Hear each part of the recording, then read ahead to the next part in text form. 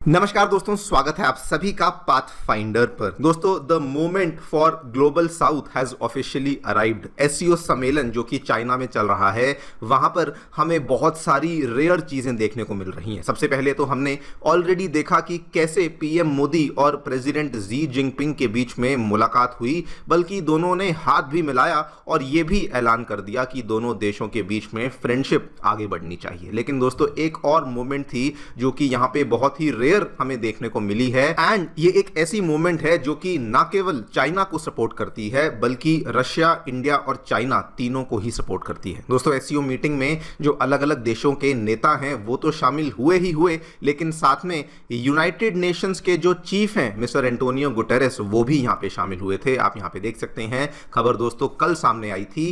And very interestingly इन्होंने इस सम्मेलन में जब जी जिनपिंग के साथ इन्होंने मुलाकात करी तो इन्होंने यहां पर चाइना का समर्थन किया, कहते हुए कि चाइना एक रिस्पॉन्सिबल और एक डिपेंडेबल ग्लोबल लीडर बन चुका है जो कि पूरी दुनिया में मल्टीलेटरलिज्म को प्रोटेक्ट कर रहा है। बल्कि इन्होंने स्टेटमेंट को इस तरीके से यहां पे फ्रेम किया जिसमें इन्होंने अमेरिका के ऊपर अटैक साधा और कहा कि आज की डेट में अमेरिका जैसी कंट्रियों की वजह से जो मल्टीलेटरलिज्म के प्रिंसिपल्स हैं वो खतरे में आ चुके हैं, लेकिन चाइना इन प्रिंसिपल्स को बचा रहा है। इनका स्टेटमेंट क्या है मैं आपके लिए पढ़ देता हूं। ऑब्वियसली इन्होंने डायरेक्टली अमेरिका का नाम नहीं लिया, लेकिन किसी को भी जो थोड़ी बहुत जानकारी जियोपॉलिटिक्स की रखता होगा और करंट इवेंट्स को फॉलो करता होगा वो समझ जाएगा कि ये डायरेक्टली अमेरिका के ही ऊपर अटैक कर रहे हैं। इन्होंने बताया कि आज का समय ऐसा चल रहा है कि चाइना की जो सपोर्ट है बहुपक्षवाद को लेकर, मल्टीलेटरलिज्म को लेकर, वो बहुत ही ज्यादा अर्जेंट है और स्पेशली ऐसे समय में और ज्यादा अर्जेंट बन जाती है जब ऐसे सिद्धांत पूरी दुनिया भर में खतरे में आए हुए हैं। ऑब्वियसली ये रेफर कर रहे थे अमेरिका की प्रोटेक्शनिज्म को, अमेरिका के यूनिलेटरल स्टेप्स को, जो कि फिलहाल वो आज की डेट में पूरी दुनिया भर में ले रहे हैं। इसी पूरी चीज के बारे में हम लोग बातचीत करने वाले हैं। क्या एग्जैक्टली दोस्तों इनके द्वारा यहाँ पे कहा गया है, कैसे इन्होंने चाइना को सपोर्ट किया है, अमेरिका को एक तरीके से क्रिटिसाइज किया है, एंड ओवरऑल इस पूरी चीज के क्या मायने रशिया, इंडिया और चाइना के लिए हैं, एंड क्यों मैं कह रहा हूं कि ऐसा करने से इंडिया, रशिया, चाइना ने डबल जैकपॉट को हिट किया है, उसको भी हम लोग समझने का प्रयास करेंगे। आइए शुरू करते हैं मेरे साथ। मेरा नाम है अनिरुद्ध। यदि आप लोग हमें फॉलो करना चाहते हैं, हमारे लेक्चर्स के अपडेट्स को प्राप्त करना चाहते हैं, तो यहां पर दिए गए टेलीग्राम चैनल्स के माध्यम से ऐसा कर सकते हैं। दोस्तों, आगे बढ़ने से पहले आप सभी को बताना चाहूंगा कि आपकी यूपीएससी परीक्षा की तैयारी को आसान एंड अफोर्डेबल बनाने के लिए अनअकैडमी ने सभी यूपीएससी से संबंधित रिसोर्सेज को निःशुल्क अवेलेबल करवा दिया है। फिर भले वो मंथली करंट अफेयर्स की मैगजीन्स हों, प्रीवियस ईयर के क्वेश्चंस हों, एनसीईआरटी नोट्स की समरीज हों या फिर प्रीलिम्स के फ्री मॉक टेस्ट हों, इन सभी चीज़ों के जो लिंक्स हैं ये नीचे डिस्क्रिप्शन बॉक्स में दिए गए हैं। फिर भी कोई डाउट है, कोई भी आपको क्वेरी है, तो आप लोग सीधा स्क्रीन पे दिए गए इन फोन नंबर्स पे फ़ोन कर सकते हैं और हमारी जो डेडिकेटेड काउंसलिंग टीम है वो भी आप लोगों को असिस्टेंस प्रोवाइड करवा देगी। All right, directly coming to the news, क्या देखने मिला है दोस्तों। एससीओ का सम्मेलन जो नेताओं के बीच हुआ वो तो हमें आज देखने को मिला, लेकिन कल रात को जो यूएन के चीफ हैं एंटोनियो गुटेरेस या फिर यूएन के जो सेक्रेटरी जनरल हैं, इनकी मुलाकात हुई चाइना के प्रेसिडेंट मिस्टर जी जिनपिंग के साथ। और मुलाकात में दोनों ने क्या क्या बातें कही हैं मैं आपको सबसे पहले वो बता देता हूं। दोस्तों, यूएन के जो चीफ हैं उन्होंने यहां पर बताया कि आज की डेट में जो बहुपक्षवाद के सिद्धांत हैं वो बहुत ज्यादा खतरे में आ चुके हैं, और वो इसीलिए बिकॉज अमेरिका जैसे जो ग्लोबल लीडर्स हैं जिनको यहां पे रिस्पॉन्सिबली एक्ट करना चाहिए, वो बेसिकली अपनी मनमर्जी से काम कर रहे हैं। बहुत ही अनऑर्थोडॉक्स स्टाइल ऑफ डिप्लोमेसी को फॉलो किया जा रहा है और वो केवल अपने कमर्शियल इंटरेस्ट के बारे में सोच रहे हैं, वो ग्लोबल ऑर्डर के बारे में या फिर मल्टीलेटरल एंगेजमेंट के बारे में बिल्कुल भी सोच विचार नहीं कर रहे। और उसी बीच उन्होंने बताया कि ये जो काम यहां पे चाइना कर रहा है, जो कि मल्टीलेटरलिज्म को सपोर्ट कर रहा है, मल्टीलेटरल इवेंट्स को होल्ड कर रहा है, दुनिया के साथ अपनी कोऑपरेशन और एंगेजमेंट को बढ़ाने का प्रयास कर रहा है, ये बहुत ज्यादा नोटवर्दी काम है और प्रेजवर्दी काम है जो कि चाइना के द्वारा किया जा रहा है। और दोस्तों, ऑब्वियसली इस चीज का जो रिस्पॉन्स था वो चाइना के द्वारा बहुत ही समझदारी के साथ इन्होंने रिस्पॉन्स दिया। प्रेसिडेंट जी जिनपिंग ने कहा कि बिल्कुल चाइना जो है वो पहले से ही एक रिलायबल पार्टनर बनने का प्रयास करता था, और आज अगर यूएन हमें इस चीज़ में सपोर्ट करता है तो इससे अच्छा क्या ही हो सकता है। बल्कि उन्होंने साथ में ये भी कहा कि हम लोग इस मल्टीलेटरलिज्म एंगेजमेंट को आगे और ज़्यादा बढ़ावा देने वाले हैं, हम लोग यहाँ पर रुकने नहीं वाले हैं। वैसे आपको बता दूं कि ये जो यूएन के जो चीफ हैं एंटोनियो गुटेरेस, इनकी मुलाकात दोस्तों चाइना के जो विदेश मंत्री हैं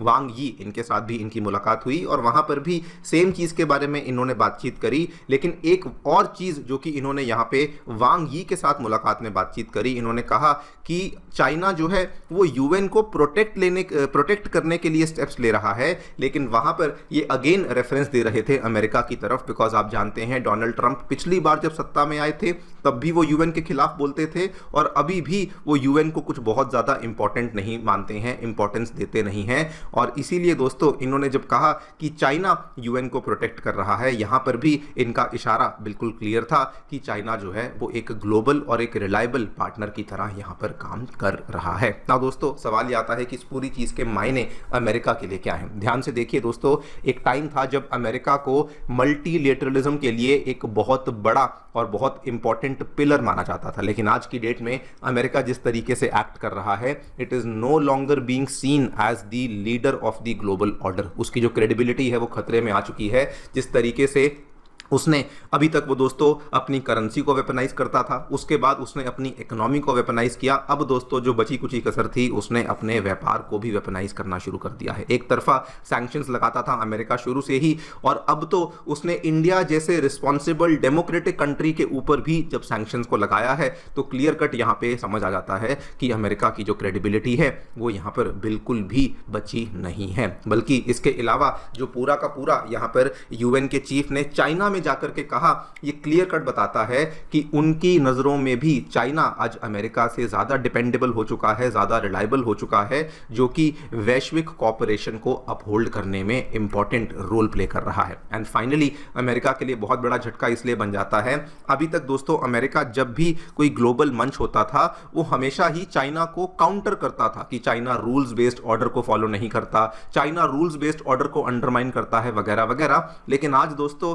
यूएन के जो चीफ हैं वो चाइना जाकर के इस बात को बोलते हैं कि चाइना ही रूल्स बेस्ड वर्ल्ड ऑर्डर को फॉलो कर रहा है, चाइना ही यूएन चार्टर को प्रोटेक्ट कर रहा है वगैरह वगैरह। तो ये सारी की सारी बातें अमेरिका के लिए एक बहुत ही बड़ा झटका बन जाती हैं। मोर इंपॉर्टेंटली दोस्तों जो यूएन ने यहां पर जाके कहा है, इससे अमेरिकन हेजीमनी के ऊपर भी एक बहुत बड़ा हमें इम्पैक्ट देखने को मिलेगा। बिकॉज जिस तरीके से यूएन चीफ ने एससीओ में जाकर के चाइना का समर्थन किया है, ये दिखाता है कि जो ग्लोबल पावर बैलेंस है वो ग्लोबल साउथ की तरफ यहाँ पे शिफ्ट कर रहा है। बहुत सारी डेवलपिंग कंट्रीज ऑलरेडी देख रही थी कि अमेरिका कैसे अपने जानबूझ के मैनिपुलेट करता है, जानबूझ के अपनी इकोनॉमी को गलत तरीके से इस्तेमाल करता है। लेकिन जिस तरीके से यूएन ने जाकर के यहाँ पे बातचीत कही है, उन्होंने कहा है कि जो ये मल्टीलेटरल मंच बने हुए हैं जैसे कि एससीओ हुआ, ब्रिक्स हुआ, ये सारे के सारे मंच यहाँ पे सही हैं। और इस पूरी चीज़ से अमेरिका की जो लेवरेज है वो वैसे तो ऑलरेडी कम हो रही थी, लेकिन इस पूरी चीज़ से एशिया, अफ्रीका, लैटिन अमेरिका जैसे देशों में भी अमेरिका की जो लेवरेज है वो और दोस्तों यहाँ पर कम होने वाली है ना। मैंने आपको स्टार्टिंग में बताया कि ये जो जीत है ये केवल चाइना के लिए नहीं है, बल्कि ये जीत दोस्तों इंडिया और रशिया के लिए भी बन जाती है। देखिए यूएन के जो चीफ हैं वो केवल चाइना के प्रेसिडेंट से मिलने नहीं आए थे, वो एससीओ के सम्मेलन को अटेंड करने आए थे। एंड जिस तरीके से उन्होंने स्टेटमेंट यहाँ पे दिया है, उन्होंने केवल चाइना को नहीं बल्कि पूरे के पूरे एससीओ की ग्रुपिंग का ही समर्थन किया है, जिसमें कि जो सबसे 3 इंपॉर्टेंट लीडर्स हैं वो चाइना, रशिया और इंडिया ही बन जाते हैं। एंड द फैक्ट कि यूएन एससीओ के इस ग्रुपिंग को इतनी ज्यादा इंपॉर्टेंस दे रहा है, ये क्लियर कट है कि यूएन समझता है कि एससीओ एक सीरियस प्लेटफॉर्म है, एक डिपेंडेबल प्लेटफॉर्म है, जो कि अगेन अमेरिका के लिए दोस्तों एक बहुत ही बड़ा खतरे की घंटी यहां पर बन जाता है। मोर इंपॉर्टेंटली जो पूरी की पूरी चीज़ यहाँ पर करी गई है, ये अगेन इंडिया के लिए तो जीत है ही, रशिया के लिए भी बहुत ही स्पेशल जीत बन जाती है। बिकॉज दोस्तों अभी तक अगर आप देखें तो जो आइसोलेशन थी अमेरिका ने वो रशिया से स्टार्ट करी थी, रशिया को आइसोलेट करना शुरू किया था,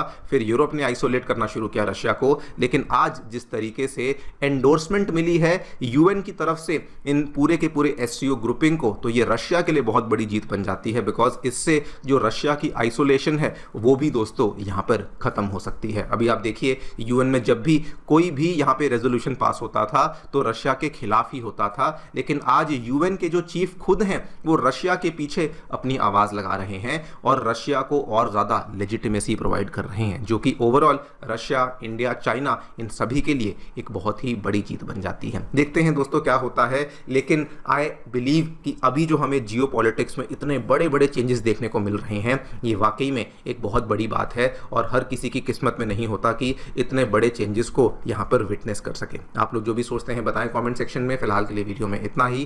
thank you so much for listening. Stay tuned.